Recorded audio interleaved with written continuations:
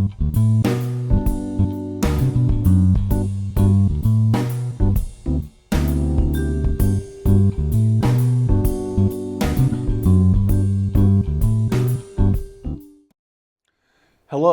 and welcome to Your Health Matters. I'm your host, Dr. Peter Hogenkamp, and today on the program, we're going to be discussing the effect of moderate alcohol use on your health. I think that most of us are pretty aware that heavy drinking is bad for you. That said, today I wanted to focus on moderate alcohol use. You know, the word moderate itself implies that there are no health consequences to alcohol use. You know, my father always used to tell me, Peter, the key to all things is moderation. And I agree with him in a lot of things. But unfortunately, it turns out that moderate alcohol use does have some deleterious health consequences. And in my opinion, that's unfortunate because, you know, like a lot of other folks, I like to have a couple drinks now and again.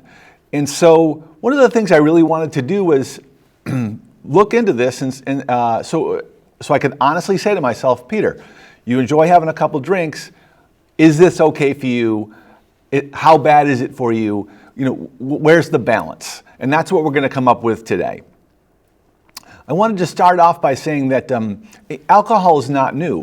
One researcher that I found said that as long as there has been human civilization, there has been alcohol.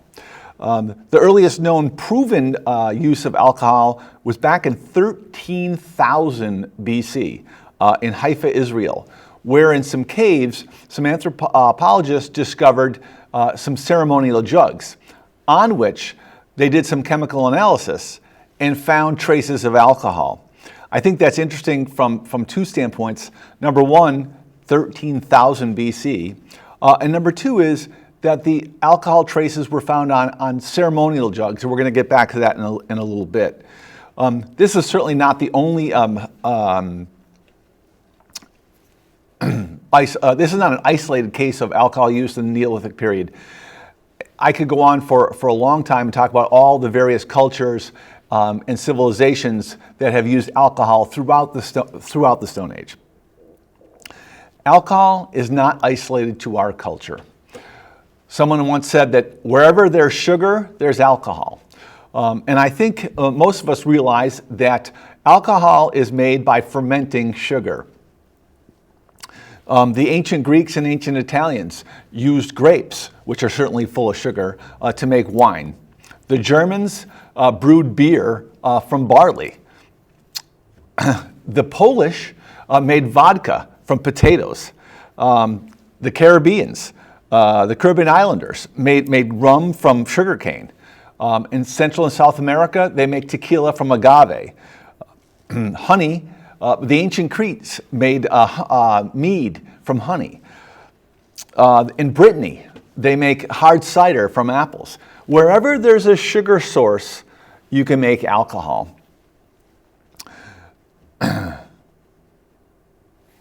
So, the question is, since alcohol is ubiquitous throughout history and throughout the world, the question is why? Why are people making alcohol? And there's a number of answers to that. The first one is just ceremonial use. Like I was discussing earlier, alcohol is used in a lot of ceremonies throughout history and throughout the world. The Japanese use, in the Shinto religion, use sake as part of their religious ceremonies. In the Catholic Mass, we use wine as part of our ceremonies. People pour libations to the dead all over the world. In Mexico, tequila is left on the altar on the Day of the Dead as a gift to their dead relatives. Alcohol was also used to preserve things. One of the things about alcohol is it's antibacterial. And as a consequence, back in the less modern times, when we didn't have refrigeration and other forms of storage, people made alcohol because it would keep. Another thing was safety. Especially in the Middle Ages, when hygiene was a huge issue, water sources were often contaminated or unreliable. So people would make the water into alcohol, and therefore it was safer to drink. Obviously, we don't have those issues as much in this day and age. The last thing would just be what everybody knows about alcohol. People drink alcohol because it makes them feel good. It induces a state of euphoria. The euphoric stage from alcohol comes from a blood alcohol level of 0.03 to 0.12. Just so that you know, the legal limit of alcohol varies, but anywhere from 0.05 to 0.08. So that's, inside that limit there in the euphoric stage. Obviously, higher levels of alcohol cause all kinds of problems acutely or in the short term. But people drink alcohol because it makes them feel good. It's that simple. It makes them more relaxed, more confident. It increases their mood. It improves their mood. People have called alcohol a number of things. Like a social lubricant, Dutch courage, this kind of thing. There's a reason that people have been drinking alcohol, for these thousands and thousands of years all over the world, and those are the reasons. So, in the short term, alcohol has a number of problems that are bad for your health, especially when consumed in larger quantities. And again, we don't want to focus on that today. Today, we're really trying to focus on moderate alcohol use. And moderate alcohol use in the short term does decrease your memory, your concentration. It can blur your vision and slur your speech. The last thing that it does, and again, we're talking about just moderate alcohol quantities here, it impairs your judgment. How many times have you known a friend or you saw someone in the news that did something really stupid when they were drinking? And this is not only a matter of safety, it's a huge matter of cost. The amount of money that alcohol costs our society in terms of accidents, decreased work performance, no showing at work, all these things. These are huge costs to alcohol. So, I do want to spend most of today's program on the long-term effects of moderate alcohol use. So I think the first thing we have to do is to define what moderate alcohol use is. This is tricky because there's a lot of different definitions out there, but I think the most accepted definition is that moderate alcohol use is 2 drinks a day or less in men, 1 drink a day or less in women. And when I say drink, I mean 12 ounces of beer, 4 ounces of wine, or 1 ounce of distilled spirits like vodka or whiskey. So that's what we mean by moderate alcohol use. Just so you know, in my practice, I do not recommend moderate alcohol use. And I'm going to tell you why shortly. So I think it behooves us to start off talking about the health consequences of moderate alcohol use on your health when we talk about our brain health. Let's talk about our brain health, because in reality, I think most of us would agree that our brain is the number one most important organ. So what are the effects of moderate alcohol use on your brain? Number one is people that drink alcohol moderately have 3 times the rate of hippocampal atrophy. The hippocampus is one of the parts of your brain. It relates to emotion and memory. People that drink moderately, this atrophies 3 times more rapidly than people that don't drink at all. Alcohol consumption also causes a decrease in white matter integrity, which means that the areas of the brain don't connect as well. We have multiple areas of our brain that all do different things. And for us to think and process and execute functions, we need those brains to talk to each other. Alcohol decreases that ability. As a consequence of these 2 things, alcohol increases your dementia risk. People ask me in my office all the time, maybe they've got a family member that has dementia or a friend is going through dementia, and they realize how terrible it is. And they say to me, "Doc, what can I do to prevent dementia?" And I tell them the number one thing that you can do to prevent dementia is to drink less. The other thing, by the way, is to make sure your hearing is good. when people don't hear well, that's also leads to dementia. So, if you know somebody who's worried about dementia, if you yourself are worried about dementia, you need to drink less than you do. Alcohol is a definite cause of cognitive decline.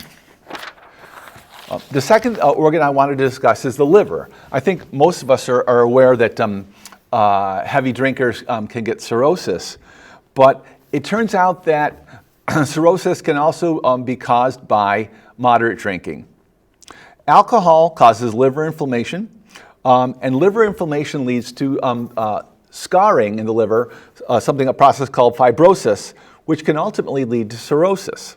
Now, even moderate alcohol consumption can cause cirrhosis or end-stage liver disease in certain individuals. Those individuals can be at risk genetically. For instance, there's something called the alpha-1 trypsin deficiency, which is a genetic deficiency that puts people at risk. Now, unfortunately, or fortunately rather, this is an uncommon thing, although I do have several patients with this. But the other issue is obesity. People who are obese tend to have non-alcoholic fatty liver disease as well. And the combination of non-alcoholic fatty liver disease and alcoholic fatty liver disease can oftentimes lead to cirrhosis, even in people who drink moderately. And that's not rare in our society. As we know, 2/3 of our country is overweight or obese. So that's 2/3 of people who are putting their livers at risk by even moderate alcohol consumption. The third thing would be heart. And this is one that I like to talk about a lot in the office, because people will come in with stories about their aunt, Ethel, that lived to be 102, and she drank 2 glasses of wine every night, and it's the only thing that kept her alive. And there's all kinds of anecdotal stories about people with great heart health who are drinkers. But I'm here to say that the American Heart Association likes to point out that no studies have ever proven that alcohol is good for your heart. No studies. Wishful thinking is not a scientific study. We all want to think that a glass of red wine at night is going to make our heart healthy. It's simply not true. There's no evidence to suggest that at all.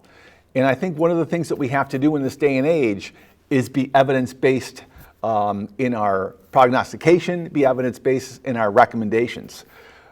If you are looking to improve your heart health, you do not want to drink. So, what are the actual and specific heart issues associated with drinking? Well, number one, drinking is a major risk factor for atrial fibrillation, or something I like to call AFib. We're having a pandemic of AFib in this day and age, and a lot of that has to do with alcohol consumption. It also has to do with some other issues like sleep apnea and obesity. But AFib is an abnormal rhythm of the heart. I'll explain it to you very briefly. A stands for atrium. And in your heart, you have an atrium which pushes blood into the ventricle. As the atrium pushes blood into the ventricle, then the ventricle pushes blood into the rest of your heart. In people with AFib, their atrium just quivers like this. It's called fibrillation. As a consequence of that, the blood in the atrium doesn't get pumped out, and it has a tendency to clot. When it clots, it just sits in the atrium, and occasionally a normal beat will come across in the atrium, and it'll kick that clot out into your ventricle, which then kicks it out into your aorta, which then sends it into your brain. As a consequence of that, people with AFib have a 10-fold stroke risk over the normal population. That's one of the dangers of AFib. There are other ones as well. Alcohol is a cardiac irritant. It is a known cause of AFib. In fact, we used to call AFib holiday heart syndrome because it would occur in people who don't normally drink, but who over the holidays or whatever, drink too much, and they end up with AFib. I've seen it many, many, many times. So the primary risk of alcohol on your heart is atrial fibrillation. Number two is Hypertension. Alcohol is a vasopressor. If you consider this to be your artery, alcohol presses that artery, which means constricts it. And if you know anything about fluid dynamics, and we all do, this amount of fluid down in this much space means that the pressure of the fluid inside that system is higher. Alcohol raises your blood pressure. I've been practicing for 30 years. I've seen it for 30 years. The number of patients of mine who come in during dry January and all of a sudden their blood pressure is great, or they've quit drinking for another reason, all of a sudden their blood pressure is great. They stop drinking during Lent. I see this a lot. All of a sudden their blood pressure is great. Even moderate alcohol use is going to raise your blood pressure. And I try not to fight with my patients, but this is something that I really have to work on because I really want to let them know that 2 drink a day habit that they've had forever is bad for them, their health, especially their blood pressure. The number of patients who all of a sudden are on no blood pressure medications when they stop drinking, there are countless examples. If you are fighting with your blood pressure, if you know someone else who's fighting with your blood pressure, get them to drink less. The third thing would just be alcohol, unfortunately, has a lot of calories associated with it. I happen to love this beer called Switchback, and I'm honest about that. It's delicious. I love it. I probably have 1 to 2 a month. But a pint of Switchback has 300 calories. 300 calories. That's an immense amount of calories. Think about when you multiply that if you had a bunch of them. That's just a lot of calories, which leads to weight gain. And weight gain and obesity are major risk factors for heart disease. I'd like to say different things, but that's not the evidence. Again, I'm a doctor, obviously. I'm also a person that likes to go out and have a couple drinks now and again. But I limit it because it is not good for your health. We're going to come up with some recommendations in terms of, quote unquote, safe alcohol use. Unfortunately, there is no such thing as safe alcohol use. Let's use the word reasonable. We're going to come up with some recommendations for reasonable alcohol use. Okay, the next thing is your immune system. And I remember when I was living in Austria, the Austrians used to have this kind of idea that if you were sick, you would go out and have a couple of beers and that would kill the cold. That's a well-established Austrian principle. Unfortunately, it isn't true. Alcohol has a deleterious effect on your immune system. Alcohol alters the function of T cells and B cells, which are your main immune combatants, and that decreases your immunity and leads to an increase in infections. There are several bacterial and viral infections that increase with moderate alcohol use. Another way that alcohol damages or worsens your immunity is through it changes your gut biome. It also damages your intestinal lining. Think of this. When you ingest something like some type of microbacteria that might cause disease, your first line of defense is your gut biome. So that bacteria or virus, whatever you've ingested, goes into your gut, and it has the gut biome to deal with. If that gut biome is strong, we are ingesting these things all the time. We don't live in a sterile environment. Constantly, we're ingesting pathogens and things like that. We don't get sick all the time because our immune system is taking care of these things, especially your gut biome. The second thing is your intestinal lining.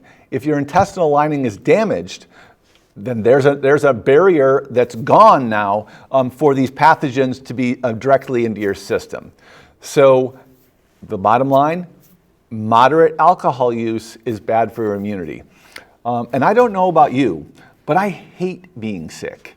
I've said this before in this program, but it remains true. The German word for bad mood and ill is the same. The word is krank. And we use the word cranky in English all the time. I'm in a terrible mood when I'm sick. I just hate it.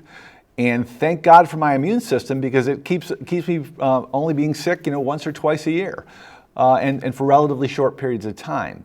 if you want your immune system to do its job, you really need to be careful about moderate alcohol consumption. I saved the worst for last, and the worst for last is cancer. Here's where the news is most sobering, and I use that word very specifically. Cancer risk goes up with moderate alcohol consumption. There are 8 individual cancers whose risk goes up with moderate alcohol consumption. The first one I'd like to talk about is breast cancer, because breast cancer, even 1 drink a week, increases your breast cancer risk by 10%. So if this is the one that's, that's pretty hard hitting, it's a slap in the face, but 1 drink a week increases your risk of breast cancer by 10%. The reason is because alcohol increases the amount of estrogen in your body, and estrogen is a known mediator of breast cancer. The second one would be colorectal cancer, which is near and dear to me because my father and my sister both had colorectal cancer. Alcohol consumption is a mediator of increased risk for colon cancer, especially in men. This is thought to be through the folate absorption. People who drink alcohol moderately. I'm not talking about heavy alcohol use here. I'm talking about moderate alcohol use, socially acceptable alcohol use. Those folks have a decrease in folate consumption, which is thought to lead to an increase in colon cancer. Liver cancer. I think we all know that people who drink have liver problems. And remember, I just was discussing that even moderate alcohol use can lead to liver issues, non-cancerous liver issues. But it also increases your risk for liver cancer. The most important one, though, is head and neck and esophageal cancers. This is the one where it really the numbers really kind of grab you. They grab me anyway. 40% increase in head and neck cancers and esophageal cancers from moderate alcohol use. In specific, I'm talking about oral cancer of the throat, of the tongue, of the cheek. I'm talking about throat cancer. I'm talking about esophageal cancer. These are cancers that we see all the time. I'm sure you know a relative or a friend or a coworker that had one of these cancers. 40% increase in these cancers from moderate alcohol use. And again, just to kind of reiterate, moderate alcohol use is 2 drinks or less per men per day, 1 drink or less per women. Why is there a distinction between men and women? And that's because men's livers work more quickly to detoxify alcohol, and therefore they're less susceptible to it than women. But there are genetic factors as well. As I mentioned, some people have alpha-1 antitrypsin deficiency. This is an enzyme that's useful for the detoxification of alcohol. These folks are advised by their physicians not to drink at all. But there's other more common factors. As I mentioned, women are more susceptible to the risks of alcohol, as are people who don't process alcohol and they form something called acetaldehyde. You probably know somebody like that. I remember this girl I knew in college, she would have a small amount of alcohol, and I'm talking about like a quarter of a beer, and her face would get bright red. I had a friend of mine in college who was Korean, and this same thing happened to him. It does occur more frequently in women and Asian people. And that is they lack an enzyme, acetaldehyde builds up in their system, and the most obvious thing about it is that their face gets really red. They get very flushed. Why it matters in terms of not just cosmetics is that acetaldehyde builds up in their system, and acetaldehyde actually causes DNA damage, and it prevents that DNA damage it prevents the cell from repairing that DNA damage. So that's another a group of folks that really should be careful with alcohol. So there are some other risks to moderate alcohol use. There's an increased risk in osteoporosis or thinning of the bones. There's an increase in accidental deaths. I already talked about the cost of moderate alcohol use in terms of accidental rates. Again, accidents occur at a higher rate in people that drink moderately. I'm not just talking about somebody that gets really drunk and gets into a car accident. I'm talking about moderate, socially acceptable alcohol use also is a cost to society. There are also age considerations as well. I have people come into my office, they say all the time, geez, doc, I can't drink like I used to, and that's absolutely the case. Your liver detoxifies alcohol. As you get older, your liver gets less good at doing that. To the point with, once people are over 75, and in particular 80, I really discourage them from drinking because they don't detoxify the alcohol like they should. And the alcohol builds up more quickly. It causes deleterious damage faster. So it causes deleterious health consequences more quickly and with less alcohol. Accident rates are particularly high in elderly people, even with moderate alcohol consumption. Obviously, for the developing brain, alcohol is a real no-no. Your brain, as a lot of us know, is developing until you are 25 years of age. You do not have full frontal lobe development, which is where you make choices. The frontal lobe is where decision making, our personality, all these things. Your frontal lobe is not fully developed until you're 25 years of age. So alcohol should be severely limited in people under 25 and over 75. So this leads us to the question that we've been getting to the whole time, and that is, how much alcohol is safe? And there's a simple answer to that, and the answer is none. I hate to say it, but it's true. There is no safe level of alcohol consumption. Any level of alcohol consumption is associated with deleterious health consequences. As I mentioned earlier, 1 drink a week gives you a 10% increase in your risk of breast cancer. And keep in mind now that's true for men and women. Obviously, breast cancer in men is much rarer, so a 10% increase doesn't present that much total risk increase. But for women, where 1 in 8 women who are going to develop breast cancer in their lifetime, that's a 10% increase is significant. So what is a reasonable level of alcohol for you to drink? That is a really difficult question. And I boil it down to 4 to 5 drinks a week. And I'll tell you why. I absolutely recommend against daily use. So people come in and say, geez, I have a drink every day and I only have 1. And I tell them 1 drink a day is bad for your health for all the reasons we've just been discussing. There's also something else when you drink every day, and that's called psychological dependence.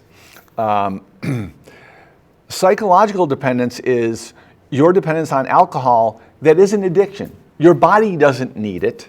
You don't go into withdrawal if you don't have your 1 drink a day.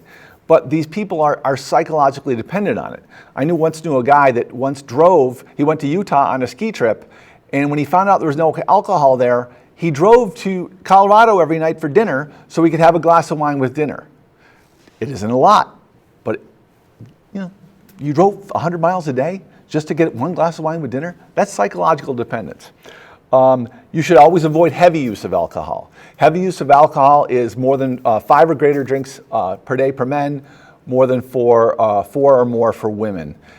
Again, you get into heavy use, even if you don't drink all year and you drink heavy 1 time, that has damaging effects on your body, obviously increased accident rates, you make poor judgment, decisions, all those kind of things. So when we boil it all down, I tell people, listen, there is no good reason to drink for your health. If you were trying to make decisions strictly for your health, you will drink absolutely no alcohol. If you like to drink, like me, but you realize it's not great for you, I tell people 4 to 5 drinks a week at the most. Do not drink every day. And an easy way to do that is to make sure you don't have a lot of alcohol at home. Thank you very much for your participation and viewing. Cheers.